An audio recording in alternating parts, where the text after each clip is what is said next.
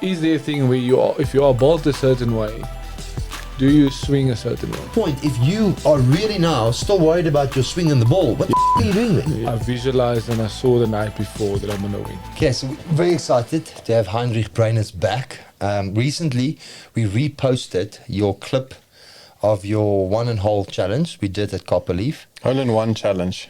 But what did I say? 1 and all. 1 in the hole. God. Long morning, clearly. And one of the comments, and I'm going to say now who we've got here with us, but one of the comments is just the swing tempo that you've got, Heinrich. That incredible tempo that's within your swing. But this morning we've got Heinrich Bruiners. You will all know him as recently winning the Stella Artois Championships. Congratulations on that. Whoop, whoop. We'll show a bit of a clip of that. It was so emotional, Heinrich, and I think we were all there with you because we know where that relief, we might not relate to that relief, you might, but we could see it. And it was emotional for us as well. The Sunshine Tour player, the Challenge Tour, 10 Pro in 2006, 315 Sunshine tournaments now played, 17 top 10 finishes. Lowest round, which is a change from the last time, is 64 twice. Yeah, 64 was the lowest round before that. Yeah. So you've improved by 1 stroke. Heinrich Bruiners, welcome to the show and thank you again for giving us your time. Thank you. Thanks for having me. It's obviously a nice achievement to say that I've obviously won, and there was a lot of emotion, and I think it's quite nice to share it with everyone. And I think there was a lot of interest obviously after I won, and a lot of people that maybe wanted to know a little bit more. So when Captain Arthur sent me a message to say I must come on again and to have a chat, I was like, most definitely. So yeah, I'm looking forward to having a chat, and always welcome to answer any questions, even the uncomfortable ones. Yes. But and yeah, I mean, it's obviously there's been a lot of stuff that's been happening in the background, and I think it's always nice to speak about it on air. Yeah, and I think if you don't mind, I'll set that up for us after there, why we want to have open conversations. Chasing the Sun has inspired me a little bit. They open up everything to us. The bad, the good, the in-between, the moments they messed up. There was vulnerability from each one of them. I mean, Sia was called out with Eben and Dwayne Vermeulen in front of the entire squad. Let's be honest, in front of the entire world. They were called out. It showed me that humbleness is always important. It showed me that we must never think uncomfortable conversations. And if we say uncomfortable, I think we classify it as that. But let's get down to some of the questions and some of the answers that are really inspiring and that we can relate to. And I think the success of the program has inspired us to say, we mustn't hold back anymore. Yeah. Everybody knows in any way what's going on. We've never tried to fake any sort of make you look the best for the day or make us look the best for the day. It's just an organic conversation. Yeah. And hopefully people are interested in this.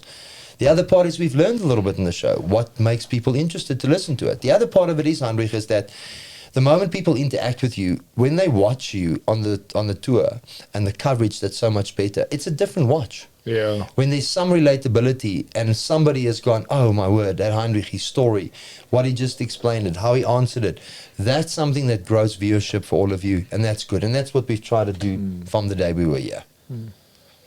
Awesome. Yeah, Okay, so I need you now to take me through that because I want you to do a couple of things. Tell me about that week leading up to it, in the moment from the Thursday through to the Sunday. But then this win wasn't a winning putt. Somebody missed for the win. It's a different win. Yeah. We saw the emotional reaction, which Monet will put up for us in a clip the moment we speak about it. But take us through that quickly. I think look, lots of people would say you would prepare, and I think in my victory speech I also mentioned, like, look, I visualized and I saw the night before that I'm gonna win. But up until the Saturday, there was obviously a lot of demons and stuff that you obviously have to overcome, and I think everybody wants to say, like, you just see it and you believe it and that kind of, but there's a lot more to that. The thing is, like, I definitely felt like that the night before. As the week progressed, it got better because I played better and I could obviously do it. And throughout the week, look, if I'd say months previously, I was like still worried about listening here. And somehow need to play well in the last 3 events. Literally, I was checking where I'm lying on the order of merit almost every night. And people don't understand the reality of going back to qualifying and to get into the big events. So it wasn't this picture perfect, I'm seeing all the good stuff. But what helped was I worked on stuff that made me feel comfortable and I hit it better. So I swung it better and I would say I could control the ball better. That's what made me feel like I can do it. Not because I woke up and I saw myself sitting with a trophy and whatever the case may be. But I think a lot of people, look, that's why I said like it was written in the stars also, because I've spent probably about 4 years when I started playing again. I moved to Joburg, and then Dainfern was actually the club that I started playing at. So I spent lots of time at the driving range. And I worked on a lot of stuff for my swing, even in that time.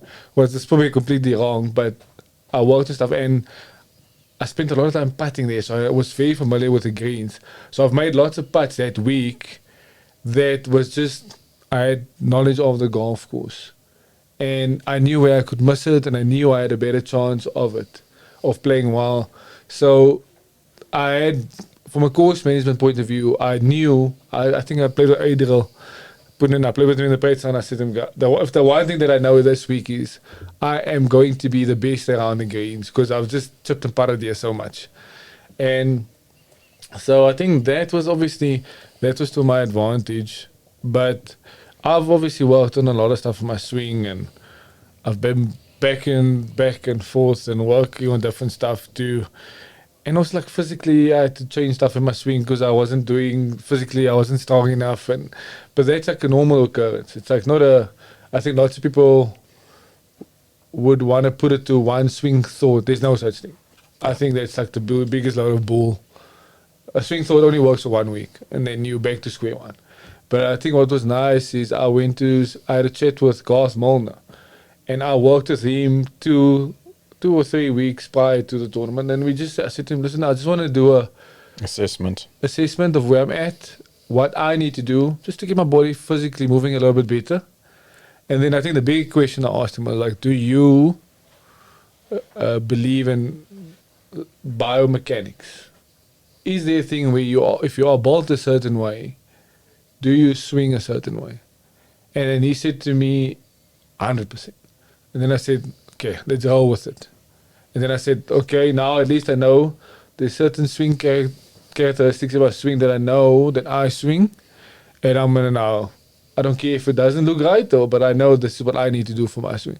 So like I had a lot more clarity on what I needed to do in my swing and how I can get the ball around the course in a sense. And I think the one term that grates me the most at the moment, and everybody speaks about, is like, you got to shallow out the club, which is nonsense. Look, I didn't do it and I won.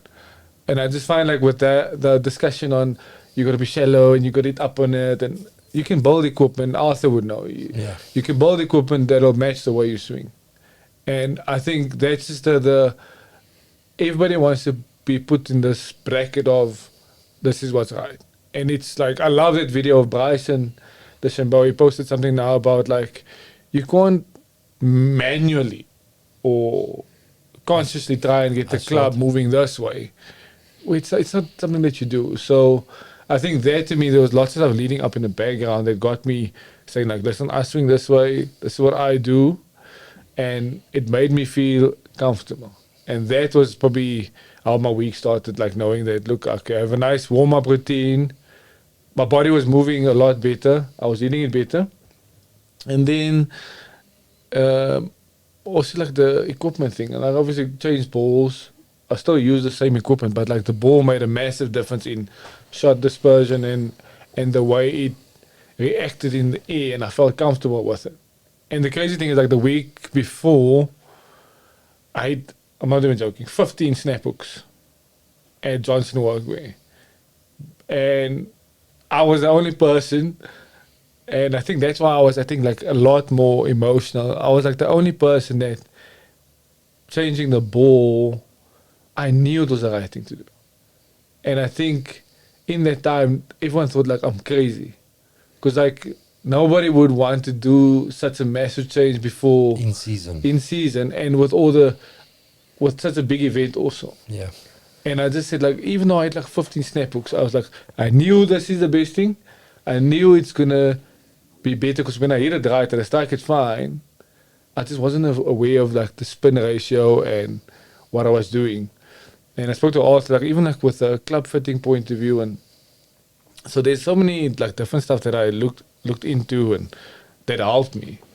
But coming back to Dainfern, obviously, that's all the stuff like kind of behind the scenes that everyone thinks is now just this one swing thought and you're ready to go. So there was so many different stuff that helped, and that was in my favor because I know the greens really well. I'm good. My short game is good, and there you literally just need something that you can get around with. And my driver that week was bold and was like kind of set up to like a strong 3-wood, which is perfect for the course because you don't need length. So you got to look at obviously a variety of stuff that obviously will help. So I was hitting all the fairways and I wasn't hitting it the longest, but I knew I could get it in play. So, and then as the week progressed, I obviously shot 8 under the first round. And it's funny, we spoke about it in the last podcast where my lowest was 65. The most nervous I felt that whole week was the first round. Because I've been playing like my ass for 4 months. And I was like, subconsciously, I could feel my body was aware of what's happening. I was like, I'm shooting a good round here. I need to make a birdie. And I was like this. I walked down the field. I was like, can I keep my hands still? My hands were like this. I'm like, okay, I'm feeling it. But I'm saying, like, after the first round, I felt the most nervous or the most nerves throughout the whole week. Because it was something like, it's like a personal victory. Because I've now got a new ball. Yeah. I've got something. A new lower score. 100% new low score. And I was myself on the last hole. And I had a putt for a short putt. Man, it was like a short putt for birdie on the first day. And I didn't think it was. I don't think it was in the highlights. It was a short putt like this. And I was like, and I could feel my hand like this because like it meant something to me because I was playing so badly up until then. So I make the putt, obviously shoot 8 under, and then that obviously that's how the week started. And so I had good feelings and like I had a sense that what I was working on was gonna help me. And that's how the week started and it got better. And then funny enough, the second day, I obviously hit it fairly decent still. And the third day was a shocker. Yeah. And I must be honest, I thought, oh, yeah. He's losing it a little bit. Yeah, 100%. Yeah. And it's like, the third day was shocking. And this is where it's like, it's quite, people will always say it's the swing, the new swing or whatever the case may be that I've worked on. But I had 3 up and downs in the third round. That just kept me at 1 under, I think. And then I think on the 15th hole, and this is where there's definitely an element of something's got to help in your favor for your week. So I hit this putt on, I think it was like 15, and I saw funny enough, I saw the camera. Now I could see the way I reacted to the putt. I pushed it. I think it was on 15. So I pushed this putt, but I hit it hard enough. It was middle cup. The guy's like, yeah, that's a solid putt. I'm like, that is definitely not a solid putt, but I pushed it and it went in. And then I had a bit of momentum. And then I think I made 3 birdies in the last 3 again. In the third round or something. So there has to be moments where something happens and it's in your favor that week. And everyone has it. Lots of people have it. Because it's like you can see it in lots of guys when they're playing well. There's this moment where it's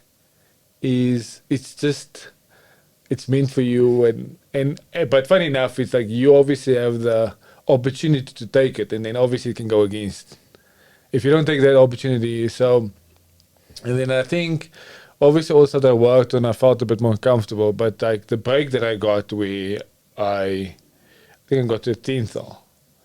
Now I started really well, and then I obviously now worked on my swing stuff, felt comfortable and could see I could manage where the ball was going. that last day, I think I was like 5 and after 9 or something. 4 no, excuse me. And then I literally had a putt for birdie. Now I had that line. I can hit that thing in my sleep. It's like a 2-meter putt up your left edge, and I was holding it well. But as I'm looking at the putt, I look up onto the leaderboard. Now the leaderboard like straight behind my putt.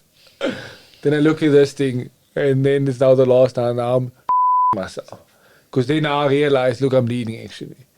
But Is that the moment you realize? But so I- you don't have a caddy feeding you. no, I didn't really. I didn't also want to know. Yeah. You don't want to know Okay. in the like midway through the first 9 Yeah. because you can lose it in the front 9 based on knowing that information.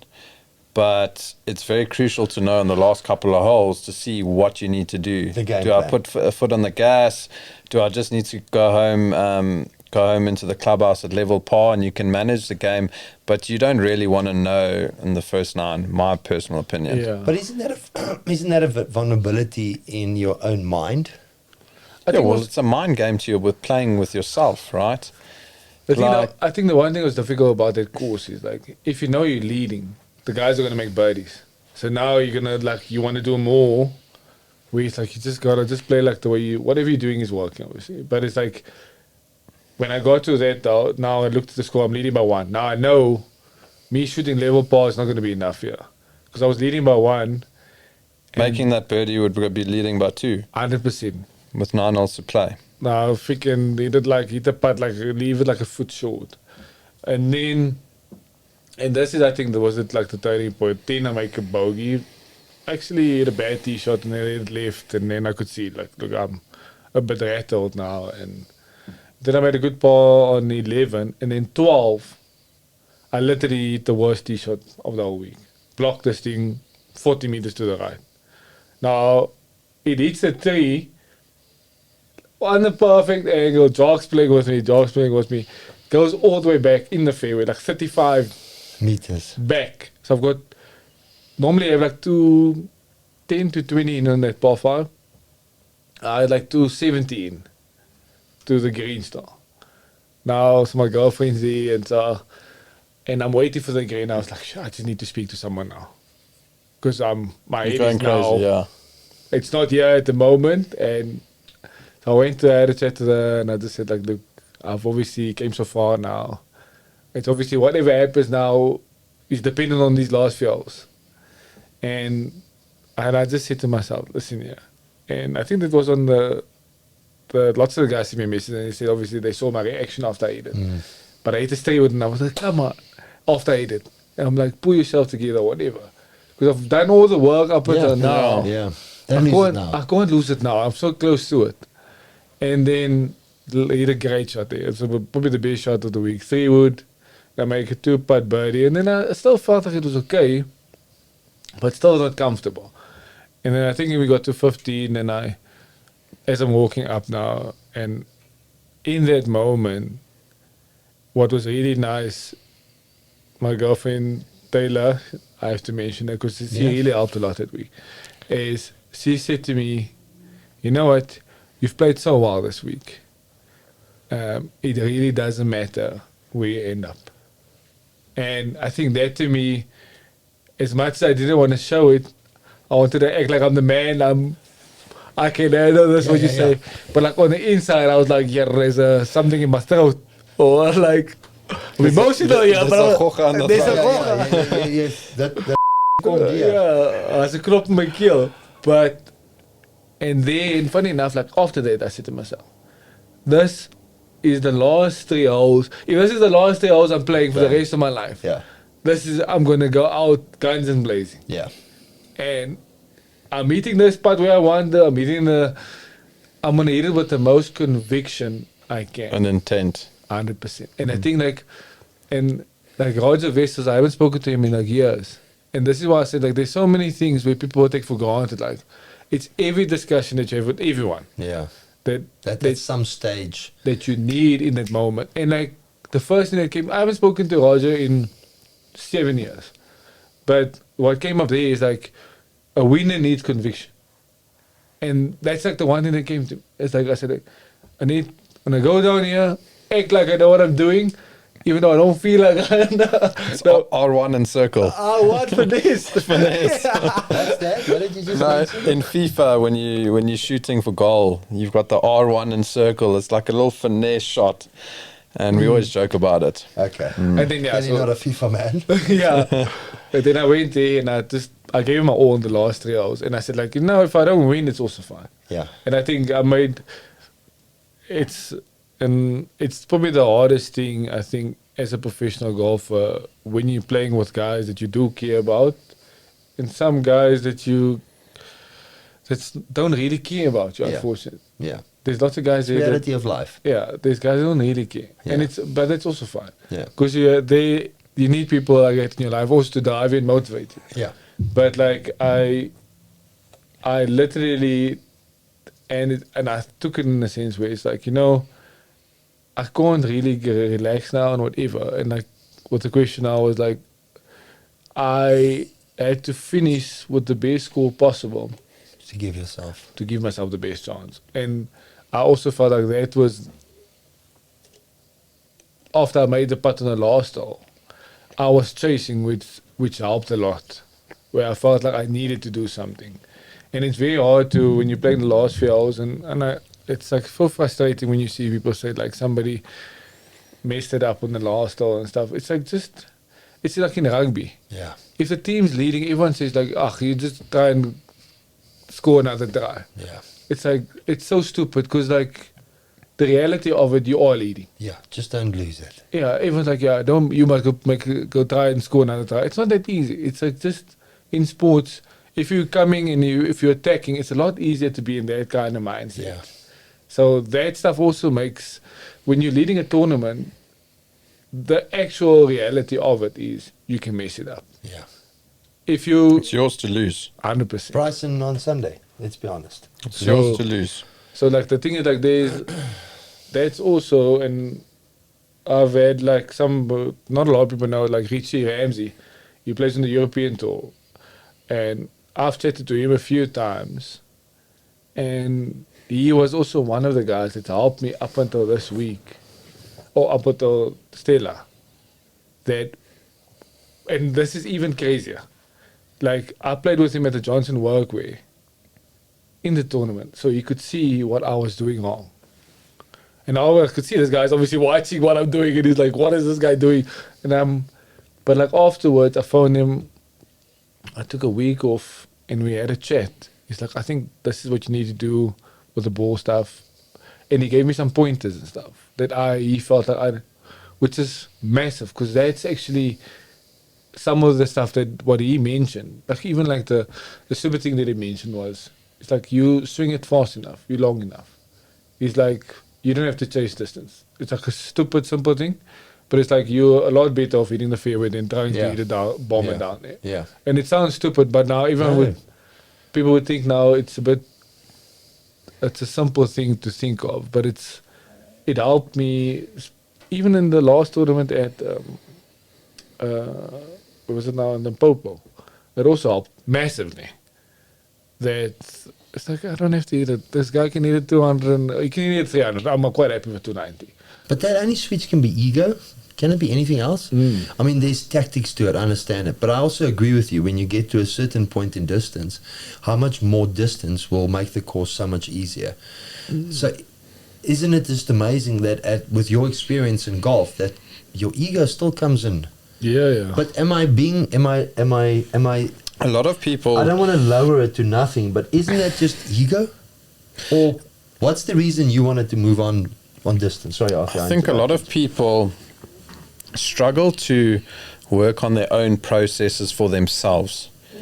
It's very easy to watch your playing partners, whoever they are, let's call it a Vulcaninaber or this person, and you look at him and you're like, well, he's the same size as me, we built the same, but he's swinging at 120 miles an hour and I'm 115, but why? Yeah. You know, stuff like that. It's very hard to stay in your own bubble in this game.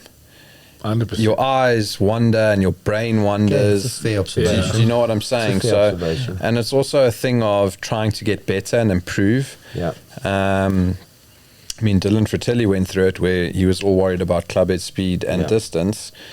Not so much anymore right now, but it's not an ego thing. It's just striving for perfection and trying to get better. I'm not convinced that it's got nothing to do with ego. I'm not convinced. Yeah, but but when you hit a 330-meter drive, you get a little semi. There's no doubt I get a But you don't play this game for a living. I understand that, but there's certainly some relatability. No, but to there it is, because Rory went through it as well. Yeah. Rory 100% was ego. 100%. He tried to justify it by course management. The courses are getting longer. But then I called into that because then I looked at the courses he was referring to. They didn't get longer. So it's it's golf for a while. He did. He bulked up. And to me, well, are you telling me Bryson had nothing to do with that? Yeah. Of course Bryson triggered that response from Rory. Listen, golf is an ego game, right? You need to get into this frame of mind that I'm the best and I'm this to obviously do well. I mean, you can't go play a round of golf and think I've got no chance in winning. Yeah. Do you know what I'm saying? Yeah, there's got to be an element of But that. I don't think that's got anything to do with ego.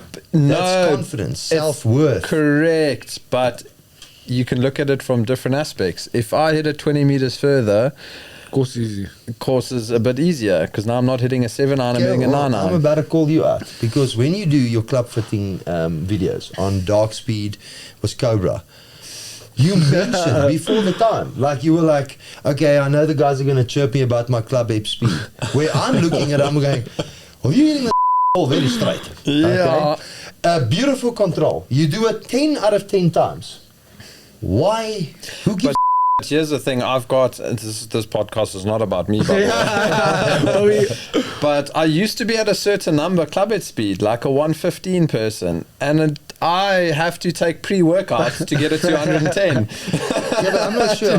Are you an exception to the rule? Are you getting younger, or are we getting a little bit more mature? It doesn't mean we're getting physically weaker. The one thing I always say to people, you can be physically strong, but you're not hitting balls every day and practicing every day. Golf is literally a muscle memory. Your body allows you to move faster based on repetition. Every person has that ability to go fast, but can your body and brain adjust to allowing you to get that fast? Yeah. Do you know what I'm saying? Yeah, I get that.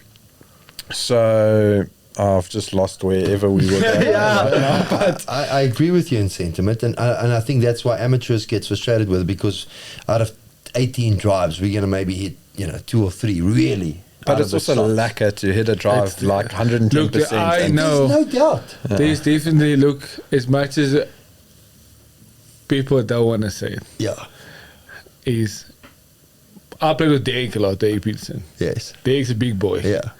I can tell you now, we had a long dive competition in every hole when we played together. Even in tournaments, prep. But there's definitely an element, when somebody is, you hit it past someone, like, I've got you. Yeah. There's definitely an element of this. There's a bit of dominance. Because you definitely feel like this guy's got something over you.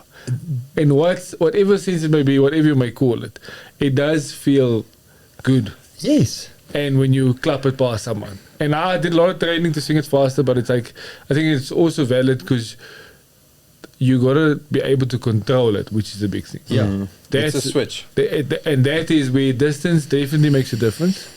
But you also don't want it to be to a where it will cause you to lose accuracy, or it will obviously bite you when you're playing a tournament. And I do feel like at times I worked on speed stuff, and it did help on certain courses.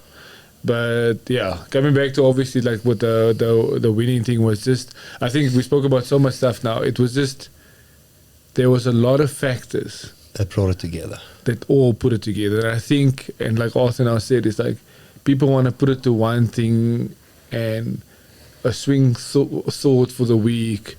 But it's like there's a lot of stuff that needs to come together for a good performance, not just now, but for whichever event comes up. There's a lot more contributing factors to a good performance. I think the crucial thing is what he's saying is, as a professional golfer, sometimes you get lost in the process. So what I mean by that is, if you don't get the answers you need, like mentally and physically, you can't turn that switch on, that light on, because your answers are unanswered.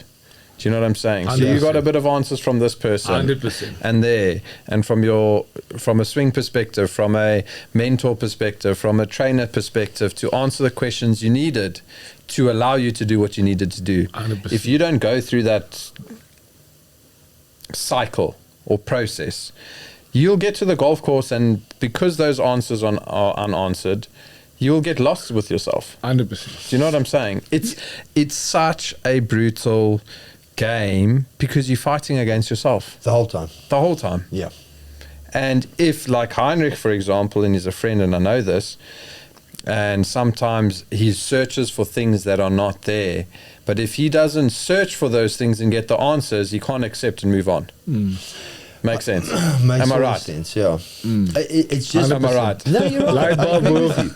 But like over the weekend, I stumbled, and I don't know if it was me searching or YouTube, but like real moments where it was lost. And you have to understand, I'm not talking from a professional perspective. I'm just challenging the two of you to say, his swing change, his ball change, all of the things that he thought with, his demons that he was fighting, the last 3 holes had to do with it. You needed to bring your brain and your mind together. You needed Taylor to just give you that little bit of whatever words or whatever conversation you had 7 years ago. Yeah. Because at that point, if you are really now still worried about your swing and the ball, what the are you doing there? Yeah. You just hear me out. Then I looked at Justin Thomas. I mean, Justin Thomas, we forget. Justin Thomas was in one tournament 7 shots ahead on the last day. Yeah. He lost it. It was an open. It was the US Open. If you go onto YouTube tonight, go and look at players losing or losing it at the end. You know, I mean, there was moments there where I forgot about those moments. Louis Oosthuizen is one of them. Louis Oosthuizen lost it on one of the just completely mentally lost it, and it was also on the last day. And I'll show you that clip. And where we're going with this is, I'm just saying that we always say, when you look at the driving range of the tour starting, everybody's got a great swing. Not a single person is standing there, can't shoot a 64 and a 65 on their best day. Do we disagree on that?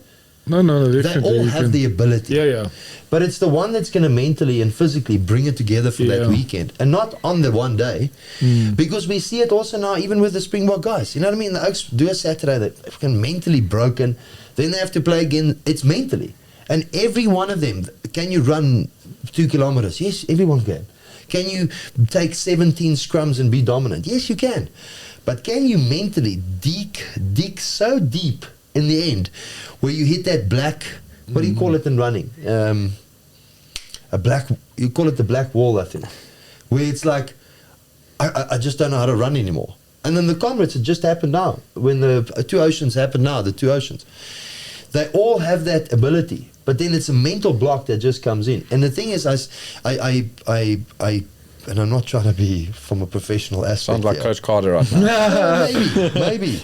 But we just know it. And the thing is, now, just to take the emotions out of it, and sorry, we're not making this about me and Arthur here this morning, is the data says it to us. Yeah. The data says it to us. Everybody's got that capacity and ability. It's the one that keeps it together for those 4 days. 100%. And for me, that's what it comes down to. At the end of the day, it does. But I think there's one thing that a lot of people, and this is one word that I hate that people use. I hate it strongly. Is when a guy says, or somebody comes to you, yeah, you need to be confident this week, or I need some confidence for this week. Now, I promise you, from my experience and the bit that I play golf, it's not confidence. It's you're either competent to do something or you can't. Not. Yeah. And the thing is, It's a like, fair one. I promise you, Arthur would know. If I had to now come and take M here for you. If I go now to the driving range and we hit 20 balls and we say, like, let's see who can hit it the straightest, he'll beat me. Yeah. So I need to obviously prepare and get better at driving it straighter. Because I know if I have a tight tee, I might not be able to hit the shot. Yeah. So like in golf, I think that's why it's like a personal battle, because you know what mistake you have. And unfortunately, when you're under pressure, when you play a tournament, it kind of doubles the anxiety or the feeling when you have that shot. And that miss becomes from there to Oh, there. yeah, that 4 foot becomes a 10 foot. And the thing is, like, I'm generally a good pitcher, and I won't forget it. I played a tournament, and I think it was at Swaziland. Funny enough, with your home club. So I've been talking about pitching for some other reason. I think my bounce, my wedge was a bit too low. So played well the whole week. On the last though, I think it was the 9th though, I said to him, it's downwind. Now I'm like, just lay yourself up to a distance where you can hit like a full shot in. I've done that. So I hit this 4-iron or 5-iron pearler. And now it goes around the bend. Now I gave it a little draw, so now it's going to roll extra. So it rolls all the way around the water. Now I'm like, fuck. Now you've got like 85 in. What did I just do? 75 on the number. I still remember it like clearly. I gave it a little thin to one into the palm trees at the back. But I left myself the shot that I was struggling with. And I think now it's like maybe a simple way of putting it. But in golf, the shot that you fear the most, you will have it in the tournament. In that specific tournament, I was also finishing on the back 9, on the front 9. And I think I was about 4 or 5 under that 9, like coming back to make the cut. I had a shock of the first day. Talking about that distance, okay? Now, my gapping and my wedges was a bit off with the shafts and stuff like that. Mr. Short man game himself. Yeah, but it wasn't a short, it was a full shot into it. And I think I had 110, and which I hit my sandwich 115, but it, again, the shaft or the bounce or something was out for that week, different surface. And I was too scared to hit a soft gap wedge because I'm worried about flying the green, and I caught it a tad heavy. Splish splash. Missed by 1.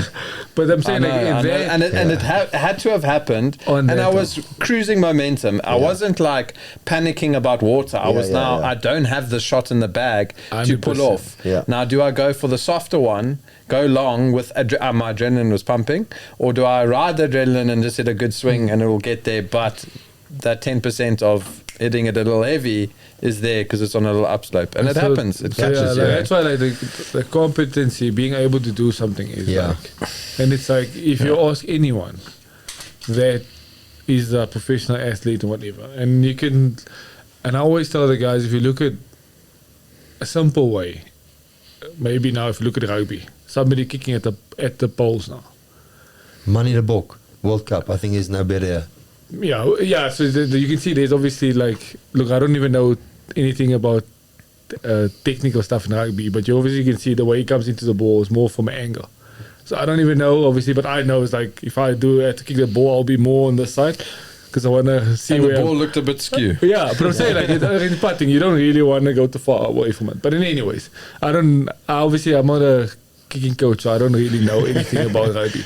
But I'm saying like, if you had to ask a rugby player or fly off to say, and this is why golf is like, it's a lot more sensitive. It's like, if you had to tell a guy, you must kick it over the poles and it must only fly a certain distance, then you'll see a massive difference in for sure in kicking accuracy. You're not allowed to hit it past a certain percent. I promise you now, when you take off speed in a sport where it's high, like in a golf swing, I promise you take off 5 yards and of a golf shot. People don't understand under pressure how it feels. It's like it's like a completely different feel, and you got to be a lot more calmer while you do it. So, but again, like that is stuff that you, and like again, Richie, we spoke about how can I take off a few yards from hitting a half a shot. Yeah, and it's like I had to move my ball.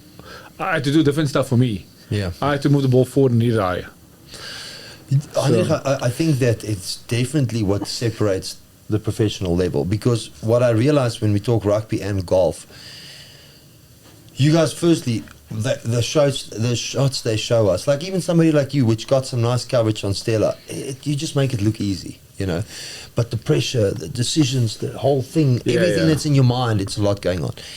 And to me, it hit me again in this face that even at the level that they're the number 1 performing team in rugby in the world, they have seen all of it. There's no team that's seen worse, have gone into dark corners. We've lost to Japan with the most. They've seen it all. But still, the pressure of the moment. And if you look at money, it's exactly what it came down to. I bet you, and I can't, but I bet you he was converting those kicks like nothing before the game.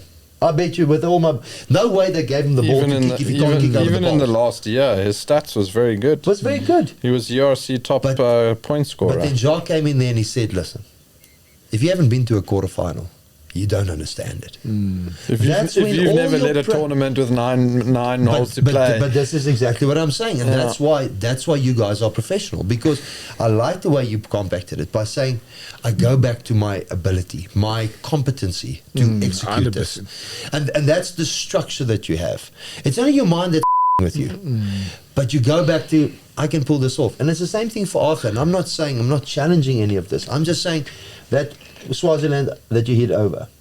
I bet you right now, put you on a driving range before the time and say hit that shot. You will do it 10 out of 10 times or 9 out of 10 times, right? But you don't have the shake and bake. But you don't have to shake and bake.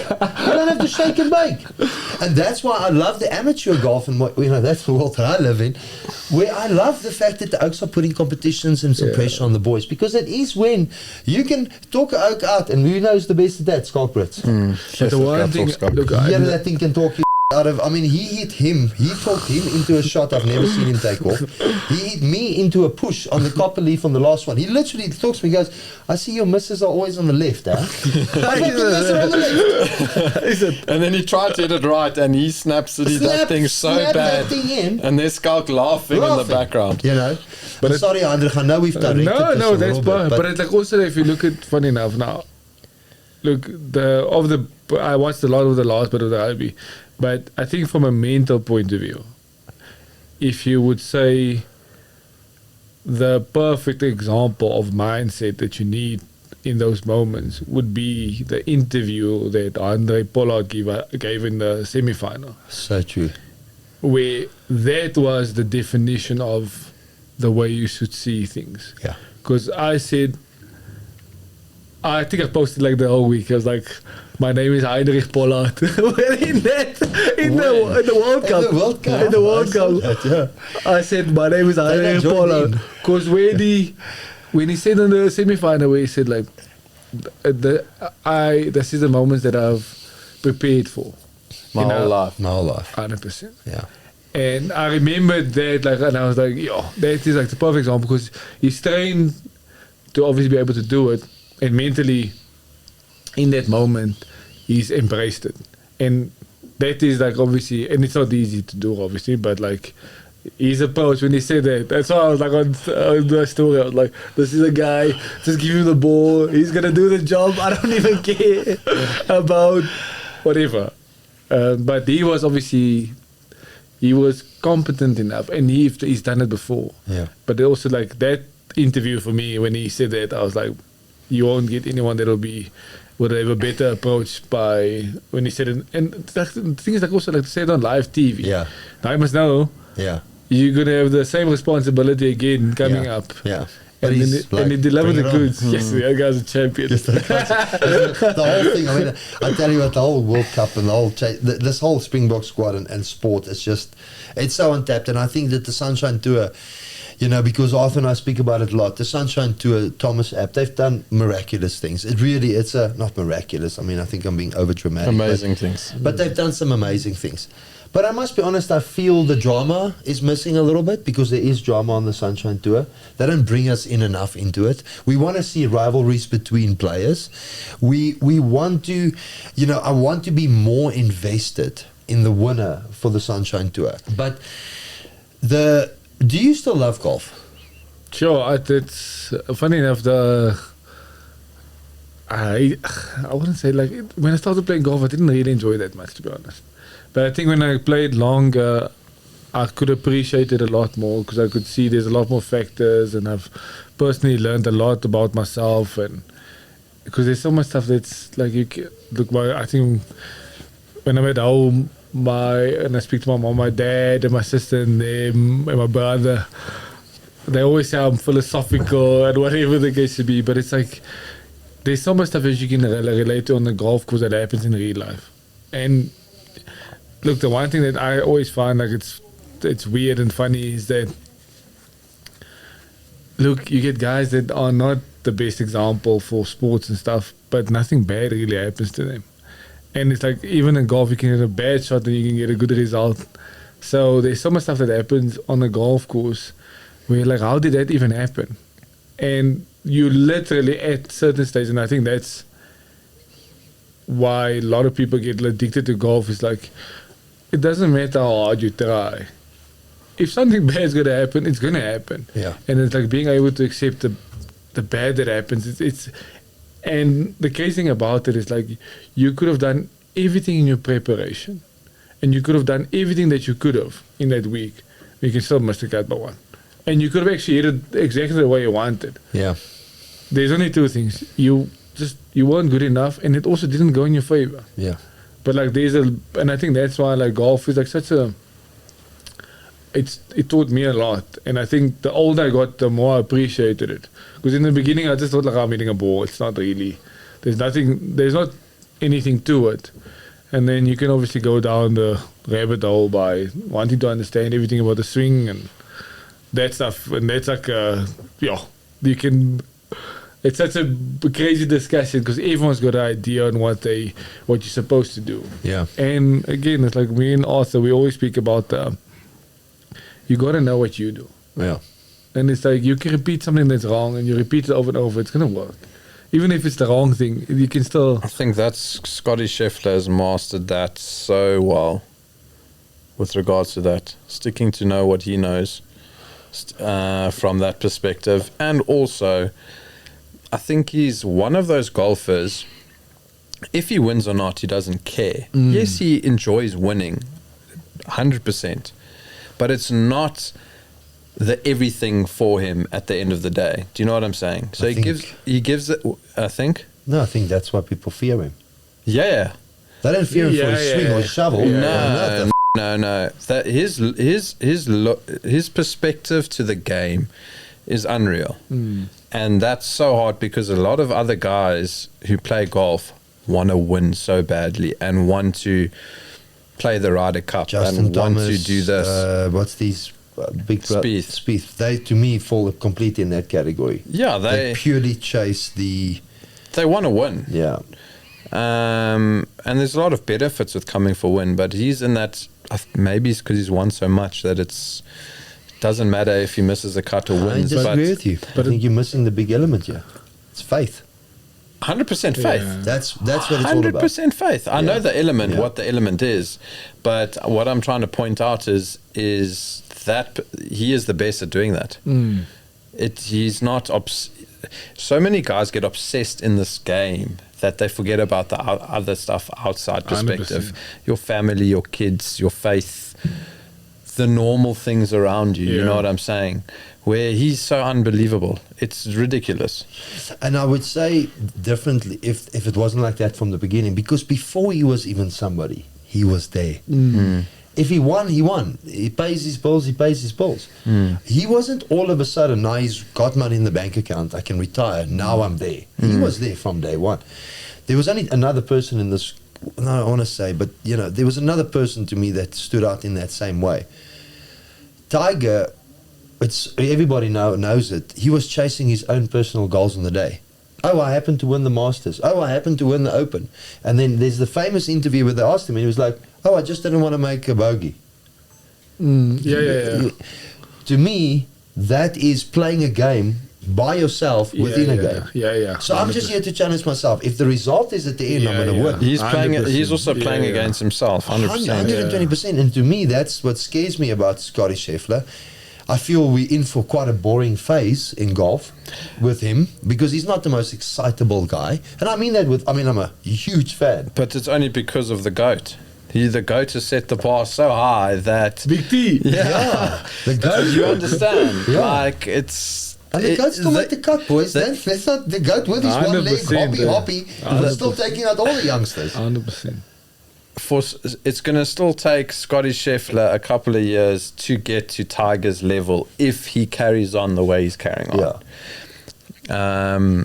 And we are so used to Tiger that we crave that Tiger drug, even if we're watching it. You know what I'm saying? And it's a lifetime of moments that he's created. The thing, like what even said about Tiger when he played a tournament in a tournament, and it's like I read that book, Big Miss. Yeah. Didn't read it. I listened to the audio, but it was crazy. He worked with Hank Haney, and Hank Haney was like so relieved that Tiger won his first tournament with him. And Hank was like, yo, I can't wait now. We're going to celebrate, and Tiger's going to send me a message. Tiger sent him a message saying, listen, yeah, I don't like the shot that I hit on 15 or 14, whatever all it was. Can I see you tomorrow on the driving range? But I'm saying, like, that's now next level of... Yeah. Because that's obviously, like, it's just a different breed. Yeah. That's why I think he definitely didn't play just for winning a tournament. There's like... No, he's chasing his own thing. He was chasing his own perfection. And I saw that thing. It was like, he's like, don't... I think somebody posted about it, like, don't get bitter, get better. Yeah. I think that's what he now recently mentioned or something. He did, yeah. And I really like that so much because the one thing that I think it made Tiger different from most athletes was everything that happened in his life, he took full responsibility for. And I felt like for me, a lot later in my life, also like, look, you always try and find an excuse to say, this is why I'm not doing something, or he, in so many interviews, he would say like, listen, yeah, this wasn't good. And it will be very short. People would think that he's now being, he's not sharing enough. But it's for him in his head, he didn't execute. He didn't do what he wanted. And I could relate a lot to in the last bits more than ever, where it's like, I think what helped me just the last month or so was like, I said, look, I'd rather take responsibility for where I am and say like, listen, I've moved out so much in the order of merit. Okay, but now what can I do now to get back? And I think like with so many things, even at school and stuff, it's like literally if you could say it's because I did this is why I'm in this situation, you'll be far better off. Yeah. Because I've had lots of times where it's now a simple scenario where it's like I would miss the cut, and then I would speak to friends, family, whatever, just to relax. It's the worst advice you can give someone. Yeah. Yeah. It's honestly the worst advice. Or no, you'll do it next time. 100%. Yeah. It's like, yeah, he's laughing on and on because he knows. It's like, and the thing is like, and I... Sam, it's comforting words. But it's also hard to get the message across the page because I don't expect... You're obviously very sensitive because you don't want to hear now something bad. That you don't want to say, listen, you idiot, you messed it up. Now you're going to be sensitive about it. But I was saying, like, if you take responsibility for what you've done, that's when you can change it. And I always, my experience of on the Sunshine Tour to somebody that's gone on to the PGA Tour was Garrick. And I think it's like 6-7 years ago. We played at Zambia, and I think we were quite similar in the order of merit. And I played, I think I missed the cut by 2 or so. I didn't really play great. And then I was like, well, I'm in Zambia now. I might as well do something.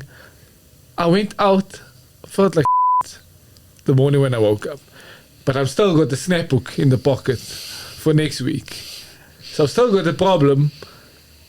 But I went out now, I went to go celebrate. I don't know what I was celebrating. So I went to go party. Garrick also missed a cut that week in Zambia. And then I woke up the morning, I'm cruising, now I'm laughing, I'm telling the guys, yeah, I've got a headache. It was a great night out. And then I saw Garrick, he was there with his golf bag in shorts, going to the driving range. Yeah. It's the most defeating feeling ever. Yeah, I can imagine. To miss a cut. You judge yourself there, but yeah. To miss a cut, now you're in Zambia. Yeah. There's nothing else to do. There's nothing to do.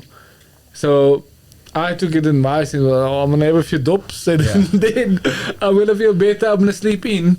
But I didn't look at the fact that I just missed a cut. Yeah. Why did I miss it? Yeah. What did I do wrong? What can I do this week to make it better? For next week. So even a youngster like that could inspire, huh? And then I looked at him in that time, and something that I always remember, and it's like, because I was there and he went to go practice, and I think it was about 3-4 months after that he won.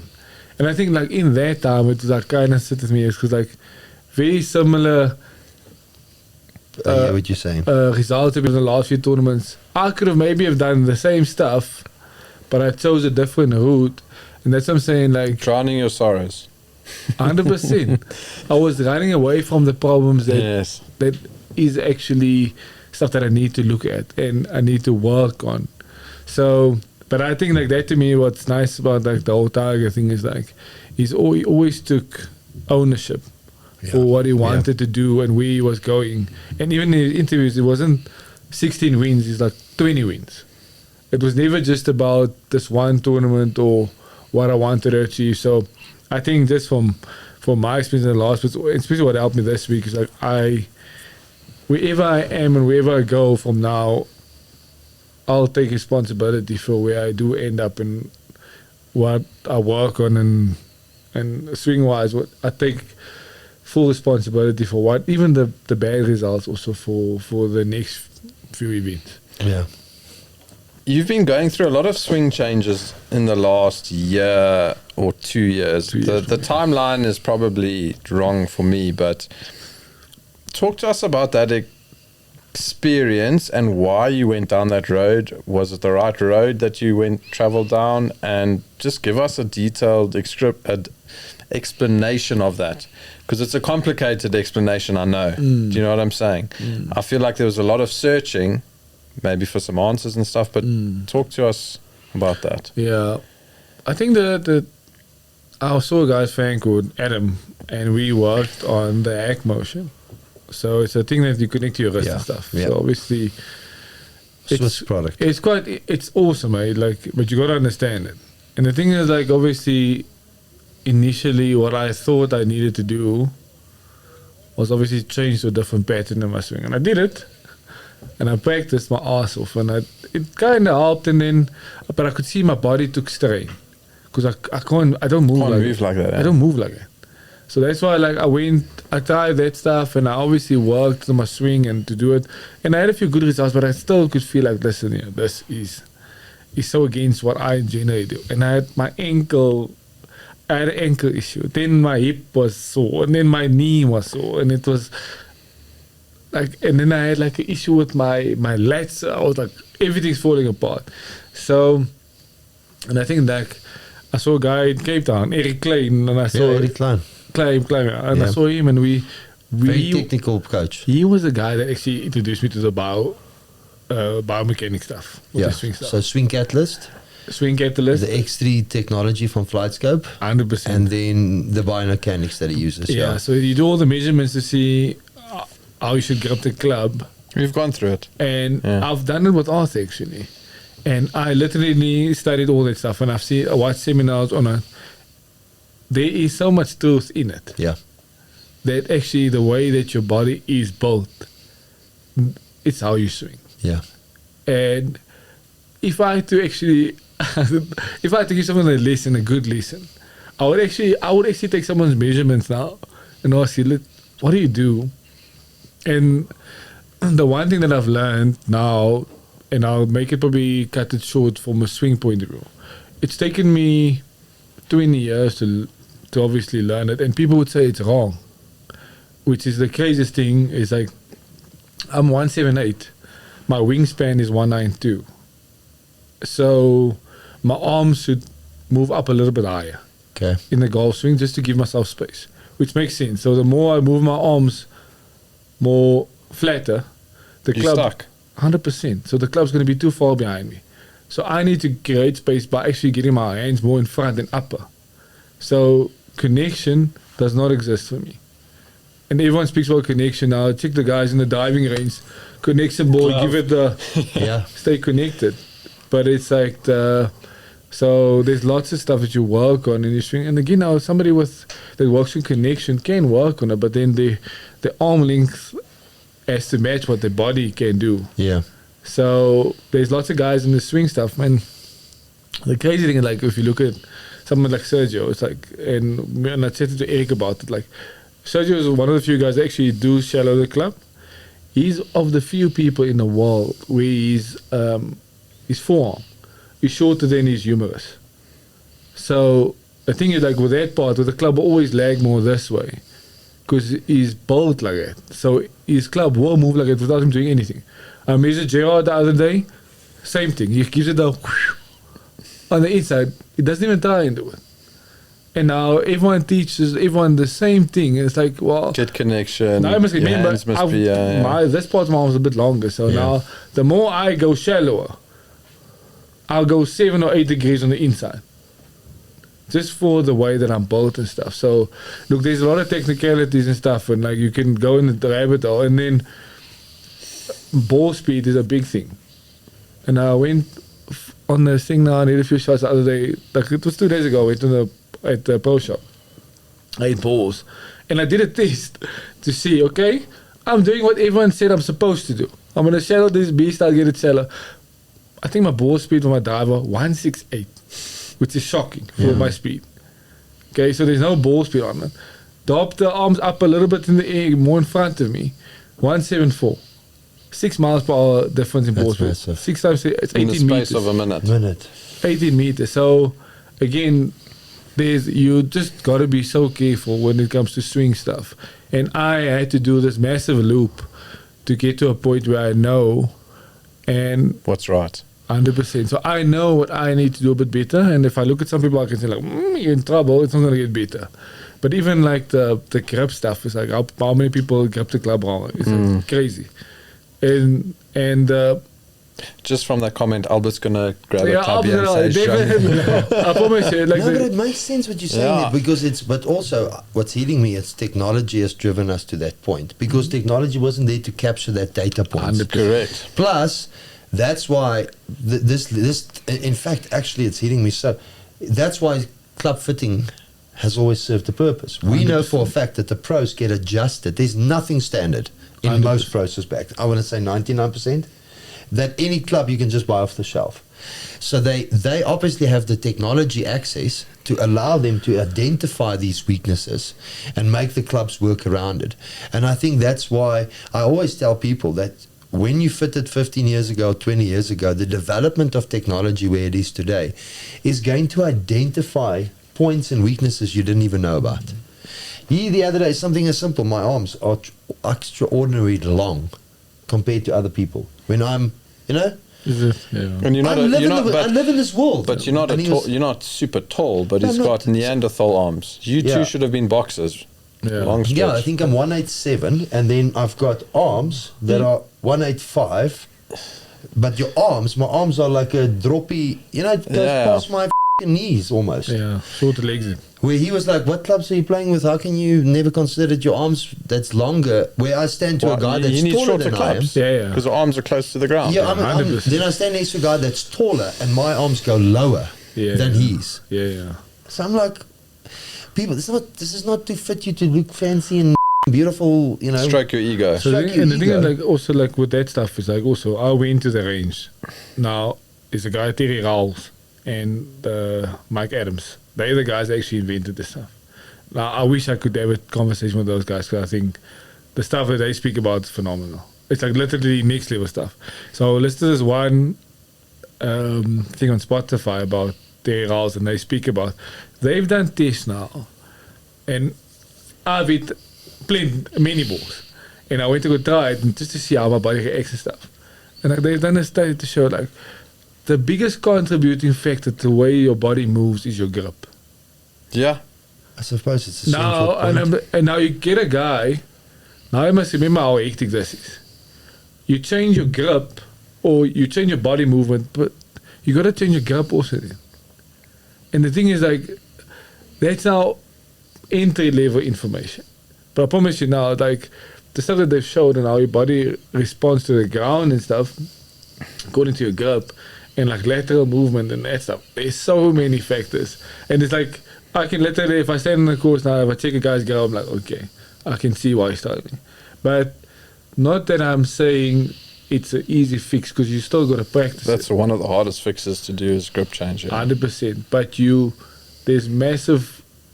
Like there's just a lot of stuff. But coming back to what we said, it's like knowing yourself, knowing what you need to do better. Yeah. And there's a lot of stuff that I wish I didn't have to learn and go through so I can understand it. But like, man, I had so many balls and tried so many different things. And everyone was like, what are you on? And I was like, well, I'm trying to figure out what is going on. Because I know, like, there's even strike location and stuff. And, like, but that's, like, the one part of it. And then you can go equipment. Yeah, the equipment's the next level thing. Because, like, the idea of it in the last was, like, I literally thought, and this is so hectic, like, with a driver, for example. And it's frustrating because it's like, I've been playing professional golf for 17 years. You can change strike location by doing this, but then also lie angle determines obviously where you strike it. But now you open the face, but you actually strike it where it's going to hook it. Yeah. Nobody tells you about gear effect. Yeah. Nobody talks about weight distribution in the head of the club also. Because like more weight back keeps the head more passive. More head weight, less gear effect. Yeah. Everyone is like, swing it, let's make the club lighter, swing it faster. Bigger gear effects. So it's like just days, again, like I had to learn lots of stuff and I never really speak about that stuff because it's like such a, it's a crazy rabbit hole, yeah. 100%. But like I know now, if I have a discussion with somebody on the swing stuff and like, funny enough, I would never even go as far to start off with what do you work your swing. I would ask you what ball you're using. And then you're like, okay, if you use a ball that spins a bit less, does your equipment match it? Because like with the equipment, it's like crazy. I did something I changed my loft of my irons after the ball that I used, literally also the week before. So the amount of stuff that there is in golf that you can change, it is phenomenal. And it's overwhelming. But what frustrates me more than ever is like it's just that coaches should be a lot more careful for the information that they give. And I think... And not everything works for everyone. And I must say, like, and I hope Doug watches this video, Doug Wood, he is one of the guys that I've seen at the range, where he's worked with so many guys, where you would give people different information according to what they do. And I've spoken to Garth, and obviously they've got a discussion, and I absolutely love the fact that they'll speak about different stuff. When I see a guy that has the same swing guide or pattern, same swing thing for everyone, then I look at him like, well, I'm happy you found somebody that suits your model, but that's not a good golf coach to me. Yeah. It's somebody that says like, okay, what's your ball flight, what's your tendencies, what do you want to do, how do you want to move, what ball flight do you like, make it personal about what you want to do. And like Peter Moorman is a great example of that, because like Doug worked with him. I saw they worked on obviously not changing his swing even, but like working with the draw. Everybody now is like, you have to hit left to right, which is stupid, because like if you look at the ball flying, it can either go this way or it can go that way. It goes to the same point. It's preference on how we're trying to get to the hole. Yeah.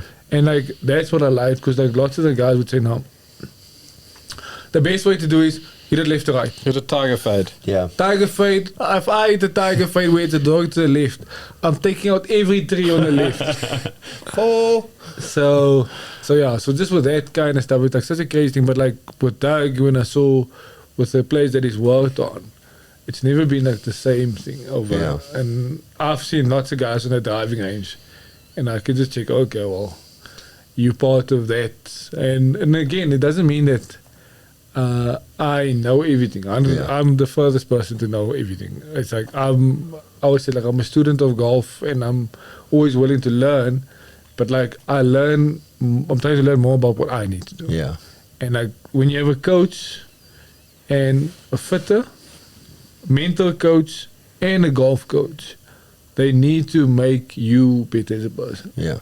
Because the way you sign your autograph and stuff, make it look neat and make it the best it can be. I can't swing like you, you can't swing like me. Yeah. So I can't go copy someone else. And again, you can see it even on the PGA Tour. If you look at the guys. The Masters this weekend, 17 I looked at that thing swings. on the PGA Tour. Yeah. The top 25 guys that got the card. Not one guy's got technically a good swing. Yeah. Not one guy on that thing. I was like, I couldn't believe it. I mean, Christo Lambrach is weird, huh? I love him, but what a weird swing. Yes, I saw our father guy hit that ball 18 Sure. Leopard Creek. Wow. But I just want to give you, there's a couple of things, but if you don't mind, I just want to finish off by asking you, you've obviously got a lot of people behind you. Any specific mentions or thank yous? Yo, I think that there was, again, like, I would have to say everyone. Yeah. I would say, like, I would go to fault, says Dr. Plattner. He was the first guy that sponsored me and helped me. And I was part of the Ernest Faker Foundation. Then it went on. When I was injured, my mom and my dad was there for me. They made sure that I was okay. Nobody really cared about me in that moment. I lost my sponsorship. No one was there. And they were every day like, are you okay? I'm in bed. I didn't have to do anything. They literally looked after me every day. For 6 months, I was in bed, like, I couldn't do anything. So they played such a massive role in that time where I needed support. Then when I started playing, obviously I had Stephen Craig was the first guy that sponsored me or helped me on the Sunshine Tour. And then I think, like, obviously, like, a lot of more people has been interested, a lot more interested now. And Denzel October, he's also joined and he's also part of the team. So there's a lot of people that's more involved. But again, like Rian Spannenberg, he's always helped me with woods. Yeah. Louise from Strixon, they helped me with equipment for the last 15 years, 20 years, 15, 17 years with Strixon. So there's so many people that I can mention, like, and everyone's played a role. Langley parents from Global Golf, he's always, like I said, like, whatever you need, we can help. Even at the times when I was not playing great, he was also there. So there was a lot of people that was like part of me as a brand that helped me. So I never, even like when I did my interview, when I won, I never made it about someone specific. I don't really like it because there's so many hands so involved. many people involved. But what I did say was the people behind the scenes are a lot more important than those that get recognition. Yeah. And they should know sincerely from me that I care a lot more about you supporting me while I'm going to the gym or while I go practice than when I've achieved a accolade as winning a tournament. Yeah. And I think That makes sense. the big It's a very thing for good me, view to have, Heinrich. the big thing for me is like you want people that's on your side when you're doing the work, when you've achieved nothing. It's like so easy to get people to like, I'm so proud of you, whatever the case may be. And it's always nice to speak. Like even Arthur, like you might now not feel like it, but like even now earlier I spoke to him about where does the strike location go if you go upright? He's like, in the air. I'm like, thank you, nasty. But you see, like that's gonna help me going forward. So like just I appreciate the people in my life a lot more. They support me when I do the ordinary basic stuff because like everyone gets recognition when you've achieved something on a big scale or on live TV and stuff. But like having the honorable mention in that speech should not be the most important. Yeah. Or should not be the thing that you should refer The be all or end all. 100%. It should be knowing that for those who I'm close to and the people that I know very well, it's like, I'm going to be a nice person towards you because I care about what you do in your own personal space. And I think that to me, I think that's why everyone was like kind of rooting for me because I genuinely care about everyone and I want the best for everyone. And I think I've never really mentioned this to anyone, but it's like when I grew up playing golf, it was the one sport where you would always get compared to someone else. And it was the most frustrating thing for me. And the thing is, like with golf, somebody else will always beat you on a day. So you can't base how you feel on what somebody else has done. And again, it's like coming back to what I need to work on and what I need to do is like, you need to obviously spend the majority of your energy on focusing on what you need to do. And that to me, I think it took me a lot longer than I expected. Because I can tell you one thing for sure, like when somebody says something towards you, we're human and we do feel sensitive towards someone saying you're messing up or whatever. That's going to happen. But that to me was hard because when I played sport like junior golf and making the SA teams, you will get a message from somebody that you cared about saying like, how can you let this guy beat you? But I'm like, I shot 1 under par. I've done everything that I could in my own personal capacity and space to make sure that I've got better. And you actually got better. But now you've taken away from that person's journey of learning and improvement. Yeah. And playing on tour, there's too many people would have just bad things to say about you, where you're actually moving in the right direction. And unfortunately, I don't even tell people when I speak to people. It's like, if somebody sends me a message, you've missed a cut, or I hope you make the cut, or whatever, I was like, I don't even respond to the message. Because whenever somebody speaks about the cut, it shows how little you know. Because when somebody says you must make the cut, in essence, what it means is like, you must finish 60th. That's your goal for the week. Yeah. Literally. You're good enough for 50th. So if somebody says, like, I hope you make the cut, I'm like, okay, thank you. That's why I don't listen to what you say. And then when it comes to like a performance stuff, it's like, if I've missed a cut and I've improved, I feel 100% fine missing the cut. Plenty of times. I think lots of people like found like, this guy's acting like nothing happened. But at least I know like I've moved in a direction of what I needed to. So again, like that is just like the philosophy side of yours. Yeah, and I think when it comes to professional sport, just in general, it's like finding people that are supportive of what you do, regardless, when you're playing good or bad.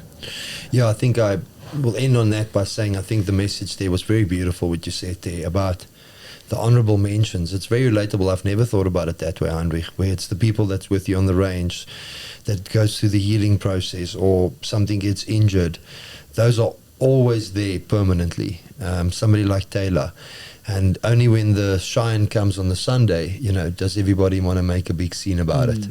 I really like what you said there, and we appreciate your time here today. We hope you make the cut on the next. There we go. That's fun. But we do wish you all the well, and all the sponsors and everybody that's involved with you, and to all the Sunshine Tour and everybody that's playing, all the professional players. We love you guys. It's something that we relate to. It's something that we want to enjoy, and all we're trying to do here is spurge a little bit of conversation around golf. Arthie, from your side? Sure, I enjoyed the conversation today. Good friend. We've worked a lot together over the past 3 years, which is nice. He gets my brain going at times, asking me these technical questions with golf equipment, which is actually fun to go dive deep into. But what an unbelievable human being. Yeah.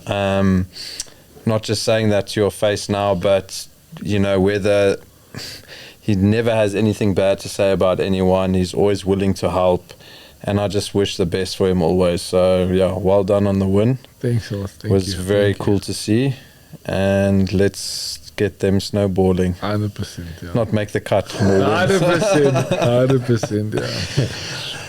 Bless you, and thank you so much, Heinrich. Thank you. Thanks for having me. That was awesome. Thanks, Albert. Yeah. Thanks, Albert. Pleasure. And yeah, if you guys need me for anything, I'll come work there in the background. Cut glass. He needs a new regripper. No, you can be my product specialist on new shafts. Yeah. Test out all the new shafts. But just Eric Klein, shout out to you. I'd like you to put him in the post as well. He's an incredible guy, the human, and the time and effort he puts into golfers like you. He's been doing that his whole life, even when he wasn't the name that he is today.